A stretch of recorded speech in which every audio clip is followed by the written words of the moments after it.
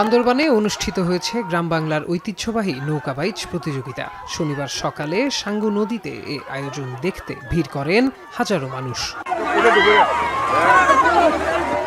দীর্ঘ ২৫ বছর পর বান্দরবানের সাঙ্গু নদীতে অনুষ্ঠিত এই নৌকাবাইচ প্রতিযোগিতার শুরু হয় উজানিপাড়া ঘাট থেকে।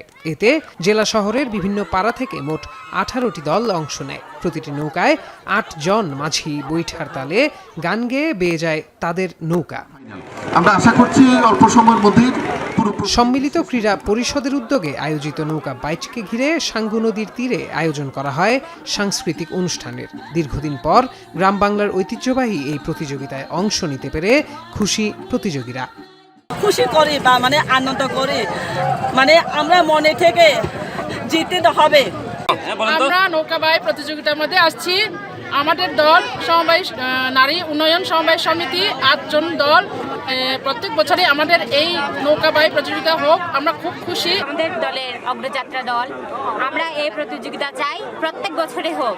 এই প্রতিযোগিতায় যদি আমরা অংশগ্রহণ করতে পারি প্রত্যেক বছর, তাহলে আমরা খুব খুশি হব। বান্দরবানের মধ্য দিয়ে সারা বিশ্বে, সারা বাংলাদেশে এই নৌকার বাইচের ঐতিহ্যটা আবার নতুনভাবে ফিরে আসার জন্য আমাদের এই সম্মিলিত ক্রীড়া পরিষদের আয়োজনে আপনারাও এখানে যারা আছেন লোকালরা সবাই আমাদেরকে সহযোগিতা করেছেন। যুব সমাজকে ক্রীড়ামুখী ও মাদক থেকে দূরে রাখতে নৌকা বাইচ প্রতিযোগিতার আয়োজন বলে জানায় আয়োজক কমিটি। যারা ক্রীড়াঙ্গন মোদী আছেন তাদেরকে একটু জাগ্রত করার জন্য এবং যুব সমাজকে আমরা এই আওতায় আনার জন্য এই উদ্যোগটা। আমরা চাই আগামীতে যেন আমাদের এই উৎসাহ উদ্দীপনা প্রেরণ দেখে সবাই এগিয়ে আসুক। প্রতিযোগিতায় 18টি দলের মধ্যে 7টি মহিলা দল নৌকা বাইচে অংশ নেয়। এখন বান্দরবান